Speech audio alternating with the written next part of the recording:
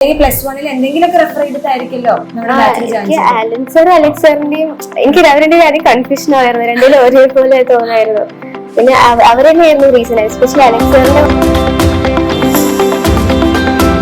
ഇനി എന്തുകൊണ്ടാണ് എക്സാമിനറിനെ ചൂസ് ചെയ്യാൻ കാരണം? അപ്പൊ മോള് പ്ലസ് വണ്ണില് നമ്മുടെ അഗ്നി ബാച്ചിലുണ്ടായിരുന്നു, അഗ്നിയിലും പിന്നെ പ്ലസ് ടുവിലും നമ്മുടെ ഒരേ ബാച്ചിലും പഠിച്ചിട്ടുള്ള കുട്ടിയാണ്.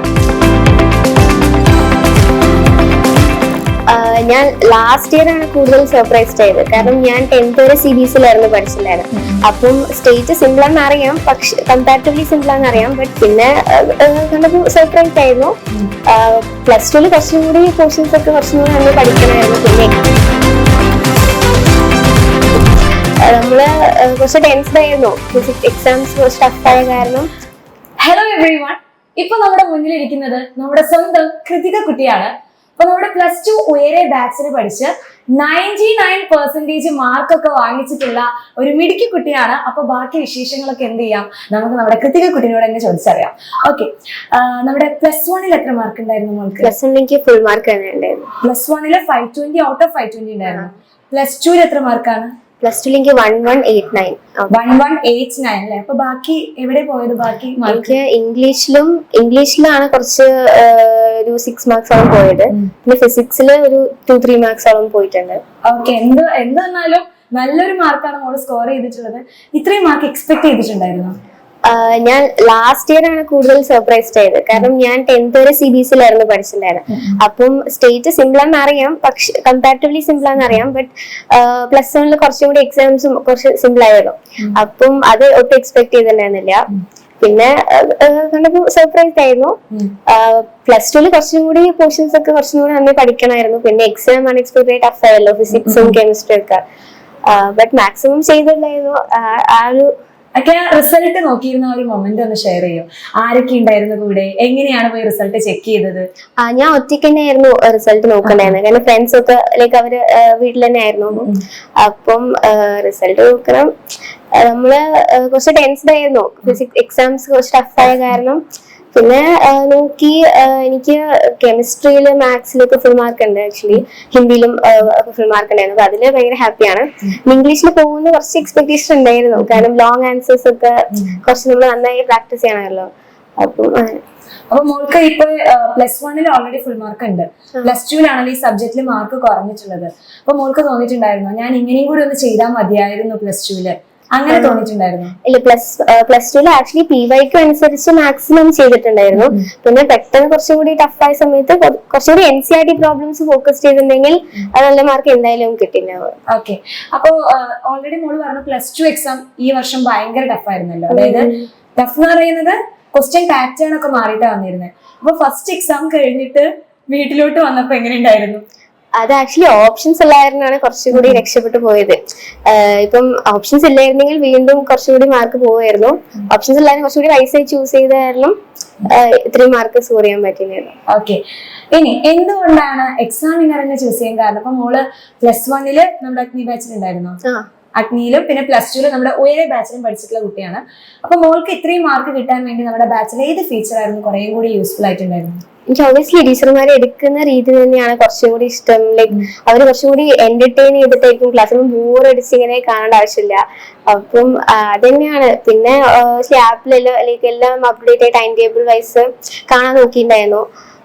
അപ്പം ലാസ്റ്റ് മിനിറ്റ് ആണെങ്കിൽ കൂടി ലാസ്റ്റ് മിനിറ്റ് മാക്സിമം ടീച്ചേഴ്സ് ചെയ്യുന്ന കാരണം നമുക്കും മാക്സിമം ചെയ്യാനുള്ള ഒരു മോട്ടിവേഷൻ ആണല്ലോ. അപ്പം ഫേവറേറ്റ് ആയിട്ടുള്ള ടീച്ചർ ആരാണ്? അങ്ങനെ ശരിക്കില്ല, എനിക്ക് എല്ലാവരെയും എക്സാമിനർ പ്ലസ് വണ്ണിലെ എക്സാമിനർ ബാച്ചിൽ ജോയിൻ ചെയ്യണം എന്ന് ആഗ്രഹം വന്നിട്ടുണ്ടായിട്ടാണല്ലോ ജോയിൻ ചെയ്തത്. അപ്പോ ഓൾറെഡി നമ്മുടെ SSLCന്റെ ക്ലാസ്സോ അല്ലെങ്കിൽ അല്ലെങ്കിൽ പ്ലസ് വണ്ണിൽ എന്തെങ്കിലുമൊക്കെ റെഫർ ചെയ്തിട്ടായിരിക്കല്ലോ നമ്മുടെ ബാച്ചിൽ ജോയിൻ ചെയ്തത്? ആലൻ സാറും അലക്സ് സാറിന്റെയും എനിക്ക് അവരുടെ കാര്യം കൺഫ്യൂഷൻ ആയിരുന്നു, രണ്ടിലും ഒരേപോലെ തോന്നായിരുന്നു. പിന്നെ അവർ തന്നെയായിരുന്നു റീസൺ, എസ്പെഷ്യലി അലക്സ് സാറിന്റെ കുറെ മോട്ടിവേഷൻ ക്ലാസ് ഒക്കെ ഉണ്ടല്ലോ. അപ്പം അതിനായിരുന്നു എക്സാമിന് ചൂസ് ചെയ്യാനുള്ള കാരണം. ഓക്കെ, ഫേവറേറ്റ് ആയിട്ടുള്ള സബ്ജക്ട് ഏത്? Subject chemistry. ഇത്തവണത്തെ കെമിസ്ട്രി ഭയങ്കര കുഴപ്പിക്കുന്ന ക്വസ്റ്റ്യൻസ് ഒക്കെ ആയിരുന്നല്ലോ വന്നിരുന്നത്. മോൾക്ക് കെമിസ്ട്രിയിൽ എത്ര മാർക്ക് ഉണ്ട്? ഫുൾ മാർക്ക് ഉണ്ട്. അപ്പൊ കെമിസ്ട്രി പഠിക്കാൻ ബുദ്ധിമുട്ടായിട്ടുള്ള കുറെ മക്കളുണ്ടായിരിക്കും. അപ്പൊ മോൾ എങ്ങനെ പഠിച്ചിട്ടുണ്ടായിരുന്നത്? ഇത്രയും ഫുൾ മാർക്ക് കിട്ടണമെങ്കിൽ എന്തെങ്കിലും ട്രിക്സ് ഉണ്ടായിരിക്കും? ഞാൻ ട്യൂഷന് കൂടി പോകണ്ടായിരുന്നു. അപ്പം അങ്ങനത്തെ എക്സ്ട്രാ ക്വസ്റ്റ്യൻസ് ഒക്കെ കുറെ ചെയ്തിട്ടുണ്ടായിരുന്നു. പിന്നെ ഓബ്വിയസ്ലി എക്സാമിനറിന്റെ ലൈവ് ഒക്കെ എല്ലാം കാണണ്ടായിരുന്നു. എസ്പെഷ്യലി ലാസ്റ്റ് മിനിറ്റ് മാരത്തോൺ അങ്ങനെ എല്ലാം അപ്ഡേറ്റ് കാണണ്ടായിരുന്നു. അപ്പം അത് അങ്ങനെ പ്രാക്ടീസ് ചെയ്ത് കുറെ ക്വസ്റ്റ്യൻസ് എസ്പെഷ്യലി ഓർഗാനിക് കെമിസ്ട്രി ഒക്കെ കുറെ ക്വസ്റ്റ്യൻസ് പ്രാക്ടീസ് ചെയ്ത് നമുക്ക് പിക്കപ്പ് ചെയ്യാൻ പറ്റുള്ളൂ. അപ്പം ഇപ്പൊ കുറെ കുട്ടികൾക്ക് ഒരു ഡൗട്ടാണ്, SLC എൻ്റയർലി ഡിഫറെന്റ് ആണല്ലോ നമ്മുടെ +1 +2 എന്ന് പറയുന്നത്. അപ്പൊ മോളാണെങ്കിൽ ബയോ സയൻസ് ആണ് എടുത്തിട്ടുള്ളത്.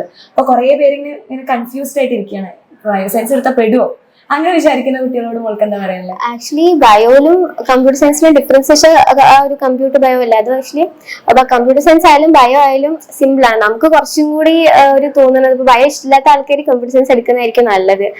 ബയോ ഇഷ്ടമുള്ള ആൾക്കാർക്ക് അത് പഠിക്കാൻ ഏറ്റവും സിമ്പിൾ ആയിരിക്കും. ഓക്കെ. അപ്പൊ ഈ +2 നമുക്ക് ലാബും കാര്യങ്ങളൊക്കെ ഉണ്ട്. അപ്പൊ എങ്ങനെയാണ് +2 പഠിക്കാനും ഉണ്ട്, അതിന്റെ ഇടയിൽ ലാബും കാര്യങ്ങളൊക്കെ നോക്കണം, എങ്ങനെ മാനേജ് ചെയ്തിട്ടുണ്ടായിരുന്നു? പ്ലസ് അത് ആക്ച്വലി ലാബ് എന്നിട്ട് നമ്മൾ ലാബിൽ നിന്ന് തന്നെ കുറച്ച് എല്ലാം മനസ്സിലാക്കി പോകുന്നതായിരിക്കും നല്ലത്.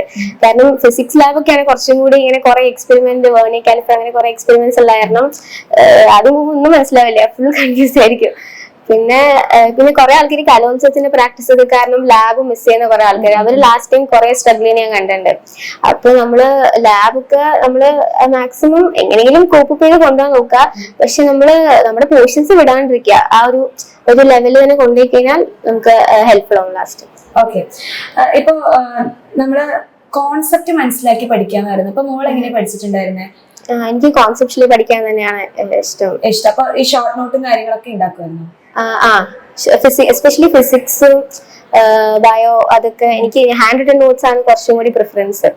ബയോ NCERT റീഡ് ചെയ്യും, ബട്ട് സ്റ്റിൽ ഹാൻഡ് റിട്ടൺ ടീച്ചറിന്റെ അർച്ചന മിസ്സിന്റെ ഒക്കെ ആ ഒരു ഹാൻഡ് റിട്ടൺ ഡയഗ്രാംസ് ഒക്കെ ഭയങ്കര ഇഷ്ടമാണ് എനിക്ക്. അപ്പൊ ഇത് ഷോർട്ട് നോട്ട്സ് ഉണ്ടാക്കുന്നതല്ലാതെ റിവൈസ് ചെയ്യണം നമ്മൾ അപ്ഡേറ്റ് ആയിട്ട്, അപ്പോഴേ അത് ഹെൽപ്ഫുൾ ആവുള്ളൂ. ഓക്കെ.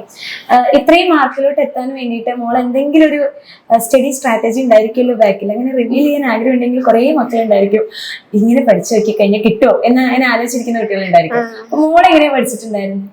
എനിക്ക് പ്രത്യേകിച്ച് സ്റ്റഡി സ്ട്രാറ്റജി ഒന്നുമില്ല. നമ്മള് ഫസ്റ്റ് ഇപ്പം എക്സാമിന് +2 ക്ലാസ് ഇപ്പൊ തന്നെ സ്റ്റാർട്ട് ചെയ്ത് നെക്സ്റ്റ് ഇയർ. അതെന്ത് ഇപ്പൊ കുറെ കുട്ടികൾ പറയുന്നത് എന്തിനാ ഇപ്പൊ തന്നെ ഈ വെക്കേഷൻ ടൈമിലൊക്കെ സ്റ്റാർട്ട് ചെയ്തിട്ടുണ്ടായിരുന്നേ, ഇപ്പോഴൊക്കെ സ്റ്റാർട്ട് ചെയ്യേണ്ട ആവശ്യമുണ്ടോ? അപ്പൊ മോള് ബാച്ചിൽ ജോയിൻ ചെയ്തപ്പോ ഈ ഒരു നേരത്തെ തുടങ്ങിയിട്ടുണ്ടായിരുന്നു. അപ്പൊ എനിക്ക് ആദ്യം തുടങ്ങാൻ ഭയങ്കര ലേസി ആയിരുന്നു. പിന്നെ നമ്മൾ ആക്ച്വലി കുറെ പോർഷൻസ് ഉണ്ട്. അപ്പൊ നമ്മള് സ്റ്റാർട്ടിങ് തന്നെ കുറച്ചെങ്കിലും ഭയങ്കര എഫേർട്ട് ഇട്ട് പഠിച്ചില്ലെങ്കിലും കുറച്ചെങ്കിലും പഠിച്ചു തുടങ്ങി കഴിഞ്ഞാൽ പിന്നെ റിവൈസ് ചെയ്യുമ്പോൾ എസ്പെഷ്യലി ടീച്ചർ ഒന്നും കൂടെ ക്ലാസ്സിൽ സ്കൂളിൽ പോയി എടുക്കുന്ന സമയത്ത് നമുക്ക് ഒന്നുകൂടി റിവൈസ് ആവുമല്ലോ. അപ്പൊ ഭയങ്കര ഹെൽപ്ഫുൾ ആയിരിക്കും അത്. ഓക്കെ. അപ്പൊ മുന്നേ തുടങ്ങിയത് കൊണ്ട് മോൾ കൂടുതൽ പ്രോബ്ലംസ് ഒക്കെ ചെയ്യാനുള്ള, ഫിസിക്സ് ഒക്കെ ആണെങ്കിൽ കൂടുതൽ പ്രോബ്ലംസ് ചെയ്യാനുള്ള സമയം ആദ്യം കോൺസെപ്റ്റ് മനസ്സിലാക്കിയാലേ പ്രോബ്ലംസിലേക്ക് കോൺസെൻട്രേറ്റ് ചെയ്യാൻ പറ്റും. അപ്പൊ നിങ്ങൾ ഇങ്ങനെ ആലോചിച്ചിട്ടുണ്ടായിരിക്കും ആ സ്റ്റഡി സ്ട്രാറ്റജി ഇതുവരെ പറഞ്ഞിട്ടില്ല അല്ലെ? എന്തായിരുന്നു ഇത്രയും മാർക്ക് കിട്ടാൻ വേണ്ടി? അല്ല, പ്രത്യേകിച്ച് പ്ലാൻ ചെയ്യായിരുന്നു, അതായത് ഇന്ന ദിവസം ഞാൻ എസ്പെഷ്യലി എക്സാമിന്റെ സമയത്ത് അറ്റ്ലീസ്റ്റ് മിഡ് ടേം ഒക്കെ എക്സാമിനൊക്കെ നമ്മൾ നന്നായി പഠിച്ചിട്ട് പോയി കഴിഞ്ഞാൽ ലാസ്റ്റ് എക്സാമിന് എന്തായാലും നല്ല മാർക്ക് കിട്ടും. ചില ആൾക്കാർ ക്രിസ്മസ് എക്സാം, എന്റെ കുറെ ഫ്രണ്ട്സ് ക്രിസ്മസ് എക്സാമിനൊക്കെ ആയിരിക്കും ബുക്ക് തുറക്കണ്ടാവുക. അപ്പൊ അങ്ങനെയാണെങ്കിൽ ഭയങ്കര സ്ട്രഗിൾ ചെയ്യേണ്ടി വരും. അപ്പൊ നമ്മള് മറ്റേ മിഡ് ടേം എക്സാം അതൊക്കെ കുറച്ചെങ്കിലും നോക്കിയിട്ട് പോയി കഴിഞ്ഞാൽ അവസാനം ആകുമ്പോഴേക്കും സെറ്റ് ആക്കാൻ പറ്റും. ഇപ്പൊ +1 ആണോ നല്ലത് +2 ആണോ നല്ലത് എന്ന് പറഞ്ഞ മോളെ ഏതാ ചൂസ് ചെയ്യാം? +1 തന്നെ പറയുള്ളൂ. +1. പക്ഷെ +1 നമുക്ക് കുറെ കാര്യങ്ങൾ പഠിക്കാല്ലേ, ഇപ്പൊ കുറെ ചാപ്റ്റേഴ്സ്. പക്ഷെ +2 എത്തുമ്പോൾ ചാപ്റ്റേഴ്സിന് എണ്ണം കുറയുന്നുണ്ട്. പക്ഷെ അപ്പൊ എന്താണ് മോള് +1? പക്ഷെ ലാബ് റെക്കോർഡ് അങ്ങനത്തെ റെക്കോർഡ് പിന്നെയും വെക്കേഷൻ ഒക്കെ ആയിരിക്കും തരും. പക്ഷെ ലാബ് ഉള്ള കാരണം അത് ഭയങ്കര ഡിഫറൻസ് ഉണ്ടാവും. ലൈക് +1 നമുക്ക് എസ്പെഷ്യലി ലാബ് എക്സാംസ് ഒക്കെ ജനുവരി ഫെബ്രുവരി നമ്മൾ ഒട്ടും ഫ്രീ ആയിരിക്കില്ല. പിന്നെ +2 നമ്മൾ റെക്കോർഡൊക്കെ സബ്മിറ്റ് ചെയ്യേണ്ടി വരും. അപ്പൊ അതിന്റെ തിരക്കിലൊക്കെ നമുക്ക് +1 പഠിക്കാൻ കൂടുതൽ ടൈം കിട്ടാം. പിന്നെ ഈ ടൈം എന്ന് പറഞ്ഞപ്പോൾ ഓർത്തത്, ഇപ്പൊ ഈ എക്സാമിന് കുറെ കുട്ടികൾക്കുള്ള പ്രശ്നം ടൈം മാനേജ് ചെയ്ത് എഴുതാൻ പറ്റാത്തൊരു ബുദ്ധിമുട്ടാണ്. ഇപ്പൊ ലാംഗ്വേജ് സബ്ജക്ട് ആയി കഴിഞ്ഞാലും ടൈം കിട്ടുന്നില്ല. അപ്പൊ മോളെങ്ങനെ ടൈം മാനേജ് ചെയ്തിട്ടുണ്ട്? എനിക്ക് എസ്പെഷ്യലി ഇംഗ്ലീഷില് CBSE പഠിക്കുന്ന സമയത്ത് ലൈക് ഒരുപാട് നമുക്ക് എഴുതേണ്ട ആവശ്യമില്ല. ആ ഒരു ക്രിസ്പ് ആയിട്ട് കുറച്ച് എഴുതിയാൽ മതി. പക്ഷെ ഇവിടെ നമുക്ക് കുറെ 2 pages എന്തായാലും എഴുതണം. അപ്പൊ എനിക്ക് പ്ലസ് വണ്ണിൽ ഭയങ്കര ബുദ്ധിമുട്ടായിരുന്നു. എനിക്ക് ലെസ് ദാൻ ഹാഫ് മാർക്സ് കിട്ടുള്ളായിരുന്നു മിഡ് ടേം എക്സാമിനൊക്കെ. പിന്നെ ഞാൻ ക്വസ്റ്റ്യൻ പേപ്പർ വെച്ച് പ്രാക്ടീസ് ചെയ്തിട്ടുണ്ടായിരുന്നു. ഇംഗ്ലീഷിൽ എനിക്ക് ഭയങ്കര ഹെൽപ്ഫുൾ ആയിരുന്നു. ക്വസ്റ്റ്യൻ പേപ്പറും ടൈമറും വെച്ചിട്ട് പ്രാക്ടീസ് ചെയ്തിട്ടുണ്ടായിരുന്നു പ്ലസ് വണ്ണിൽ. അതായത് പ്ലസ് ടുവിൽ ഒരുപാട് പ്രശ്നം ഉണ്ടായിരുന്നില്ല, ഓൾറെഡി കുറച്ച് ശീലിച്ചതായിരുന്നു. അപ്പൊ മോള് പറഞ്ഞ മിഡ് ടേമിലൊക്കെ എനിക്ക് മാർക്ക് കുറവായിരുന്നു, പിന്നെ ഞാൻ പ്രാക്ടീസ് ചെയ്തെന്നുള്ള കാര്യം. അപ്പൊ ഇങ്ങനെ മാർക്ക് കുറയുന്ന സമയത്ത് നമ്മുടെ ഉള്ളിൽ വരില്ലേ എനിക്ക് കൊണ്ട് പറ്റില്ല ഇനി ഇത്. അപ്പൊ മോള് ആ സമയത്ത് എങ്ങനെയായിരുന്നു ഓവർകം ചെയ്തിട്ടുണ്ടായിരുന്നു? പറ്റില്ല എനിക്ക് തോന്നിയിട്ടില്ല. ഞാൻ പഠിക്കുന്ന രീതിയായിരിക്കും എന്തായാലും തെറ്റ്. കാരണം എസ്പെഷ്യലി ഇംഗ്ലീഷ് നമ്മള് കുറെ വായിച്ചത് കൊണ്ട് കാര്യം നമ്മൾ ആൻസേഴ്സ് എഴുതാൻ പ്രാക്ടീസ് ചെയ്താലേ കുറച്ചും കൂടി ഹെൽപ്ഫുൾ ആകും. അപ്പൊ കുറെ പേര് വിചാരിക്കുന്ന ഒരു കാര്യമാണ് ഓണപരീക്ഷ അല്ലെങ്കിൽ ക്രിസ്മസ് എക്സാം ഒക്കെ ആവുന്ന സമയത്ത് മാർക്ക് കുറഞ്ഞു കഴിഞ്ഞാൽ ഇനി ഇത് എന്നെ കൊണ്ട് പറ്റില്ല എന്ന് പറഞ്ഞിട്ടിരിക്കുന്നത്. പക്ഷെ നമ്മൾ എന്ത് ചെയ്താൽ മതി, നന്നായിട്ട് പ്രാക്ടീസ് ചെയ്ത് കഴിഞ്ഞാൽ മാർക്ക് കിട്ടും. പിന്നെ ഇപ്പൊ നമ്മുടെ ക്വസ്റ്റ്യൻ പാറ്റേൺ ഒക്കെ മാറിയതുകൊണ്ട് കുറെ കുട്ടികൾ വിചാരിക്കുന്നത് PYQ ഇനി ചെയ്തിട്ട് കാര്യമില്ല എന്നുള്ള കാര്യം. പക്ഷെ മോളെന്താ വിചാരിക്കും? പക്ഷെ എനിക്ക് തോന്നുന്നത് ഈവൻ ദോ ലൈക്ക് കുറച്ച് like most of the questions change ഉണ്ടെങ്കിലും PYQ ക്വസ്റ്റ്യൻസ് അവിടെ ഉണ്ടായിരുന്നു. എസ്പെഷ്യലി ബയോളജിയിലൊക്കെ PYQ ക്വസ്റ്റ്യൻസ് ക്ലാസ്സിൽ ചെയ്യിച്ച ക്വസ്റ്റ്യൻസ് കുറെ ഉണ്ടായിരുന്നു. അപ്പം PYQ ക്വസ്റ്റ്യൻസ് ഒരിക്കലും മാറ്റി വയ്ക്കാൻ പറ്റില്ല. പിന്നെ പുതിയ ടൈപ്പ് ഓഫ് ക്വസ്റ്റ്യൻസ് ചെയ്യാനുള്ള ടൈമും കൂടി നമ്മൾ കണ്ടെത്തിയേ പറ്റും. ഓക്കെ, സോ ഇത്രയും മാർക്കിലോട്ട് ഫാമിലി എന്തായാലും സപ്പോർട്ട് ചെയ്തിട്ടുണ്ടായിരിക്കും, ഫ്രണ്ട്സും ടീച്ചേഴ്സും എല്ലാവരും സപ്പോർട്ട് ചെയ്തിട്ടുണ്ടായിരിക്കും. അവരൊക്കെ എത്രത്തോളം സപ്പോർട്ട് ചെയ്ത് ഈ ഒരു മാർക്കിലോട്ട് എത്താൻ വേണ്ടിയിട്ട്? അവര് നല്ല ഹെൽപ്ഫുൾ ആയിരുന്നു. ആക്ച്വലി എല്ലാരും ഭയങ്കര സർപ്രൈസ്ഡ് ആയിരുന്നു. എനിക്ക് ലൈക്ക് CBSE പഠിക്കുമ്പോൾ നമ്മൾ എത്ര എഫേർട്ട് ഇട്ടാലും നമ്മള് ചെയ്തുകൊണ്ടേയിരിക്കണം. പക്ഷെ സ്റ്റേറ്റിലേക്ക് മാറുന്നവരാണെങ്കിൽ കുറച്ചും കൂടി ഈസിൽ നമുക്ക് മാർക്ക് ഉണ്ടാക്കാൻ പറ്റും റൈറ്റ് സ്ട്രാറ്റജി ഉപയോഗിച്ച് കഴിഞ്ഞാൽ. അപ്പം എല്ലാരും ഹാപ്പി ആയിരുന്നു, നല്ല സപ്പോർട്ട് ചെയ്യുന്നുണ്ട്. ഇപ്പൊ നമ്മുടെ ഓൺലൈൻ ബാച്ചിലോട്ട് ജോയിൻ ചെയ്യണമെന്ന് മോള് പറഞ്ഞ സമയത്ത് പാരന്റ്സ് ഒക്കെ ഓക്കെ പറഞ്ഞു? അവര് സമ്മതിച്ചിട്ടുണ്ടായിരുന്നു. കാരണം ഞാൻ ആകെ ഒരു സബ്ജക്റ്റിന് മാത്രമേ പുറത്ത് ട്യൂഷൻ പോകണ്ടായിരുന്നുള്ളൂ. മാത്സ് ഫിസിക്സ് അതിനൊന്നും പോകണ്ടായിരുന്നില്ല. അത് എക്സാമിനറിനോടുള്ള ട്രസ്റ്റ് തന്നെയാണ്. അലക്സ് അവർക്കും എല്ലാവരും നന്നായി എടുക്കും. അവരുടെ ഒരു വേ ഓഫ് ടീച്ചിങ് തന്നെ എക്സാമിനറിന് ഡിഫറെന്റ് ആയിട്ട് എനിക്ക് തോന്നിയിട്ടുണ്ട്. അത് കാരണമാണ് എക്സാമിന് തന്നെ ചൂസ് ചെയ്യുന്നത്. ഓക്കെ, അപ്പോ നമ്മളിപ്പോ ഈ +1 ലും +2 ലും ഇത്രയും മാർക്ക് കിട്ടുകയാണെങ്കിൽ നമുക്ക് +1 ഫുൾ മാർക്ക് കിട്ടിയിട്ടുണ്ട്. സോ എന്തൊക്കെ കാര്യങ്ങളാണ് നമ്മൾ മെയിൻ ആയിട്ട് ശ്രദ്ധിക്കേണ്ടത്?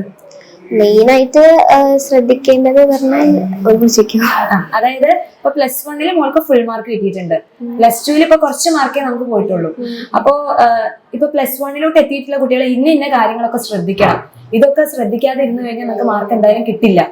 അങ്ങനെ എന്തൊക്കെ കാര്യങ്ങളാണ് അവർ ശ്രദ്ധിക്കേണ്ടത്? മെയിൻ ആയിട്ട് നമ്മള് ഇപ്പം PYQ റിപ്പീറ്റ് ചെയ്യുന്ന ചില സെറ്റ് ഓഫ് ക്വസ്റ്റ്യൻസ് ഉണ്ട്.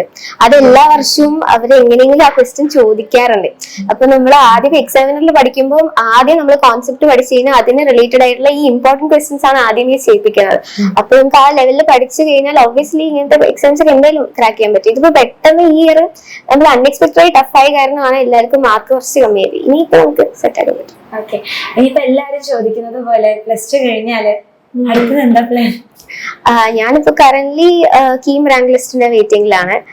അപ്പം അതിനുശേഷം നോക്കിയിട്ട് എക്സ്പെക്ട് ചെയ്യുന്നുണ്ടോ? എക്സ്പെക്ട് ചെയ്യേണ്ട ചോദിച്ചാൽ അത്ര എക്സ്പെക്ടേഷൻ ഇല്ല. എക്സ്പെക്ടേഷൻ വെക്കാതിരിക്കുന്നതാണ് നല്ലത്. ഓക്കെ, അപ്പൊ എന്തായാലും എഞ്ചിനീയറിംഗ് ഫീൽഡ് അങ്ങോട്ട് പോകാനാണ്. അതെന്തുകൊണ്ടാ പോയി? എന്തുകൊണ്ടാ വെച്ചാൽ എനിക്ക് സ്പേസ് റിലേറ്റഡ് കാര്യങ്ങൾ ഭയങ്കര ഇഷ്ടം, ഭയങ്കര ഫൗണ്ടാണ്. അപ്പൊ അങ്ങനെ ഒരു ഫീൽഡിലേക്ക് പോകാൻ തന്നെയാണ്.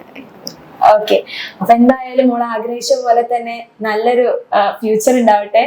നല്ല രീതിയിൽ തന്നെ നമ്മളോട് അല്ലെ കുറെ കാര്യങ്ങൾ നിങ്ങൾക്ക് യൂസ്ഫുൾ ആയിട്ടുള്ള കുറെ കാര്യങ്ങൾ ഇപ്പൊ മോള് തന്നിട്ടുണ്ട്. ടൈം മാനേജ് ചെയ്യേണ്ട കാര്യങ്ങൾ എന്തൊക്കെയാണ് ശ്രദ്ധിക്കേണ്ടത്.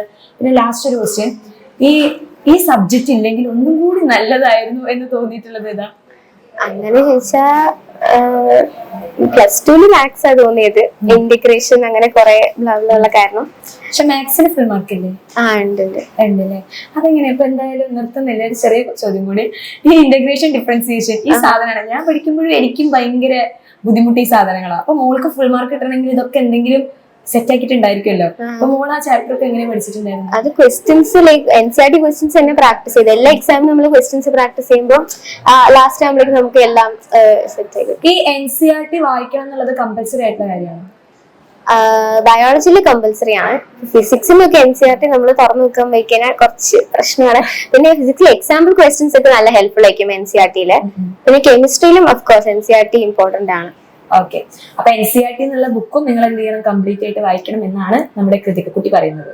ഓക്കെ, സോ അങ്ങനെയാണെങ്കിൽ മോൾ അടിപൊളിയായിട്ട് നമ്മളിവിടെ സഹകരിച്ചിട്ടുണ്ട്. അപ്പൊ അതുപോലെ തന്നെ നല്ലൊരു ഫ്യൂച്ചർ ഉണ്ടാവട്ടെ മോൾക്ക്. So all the very best. Thank you.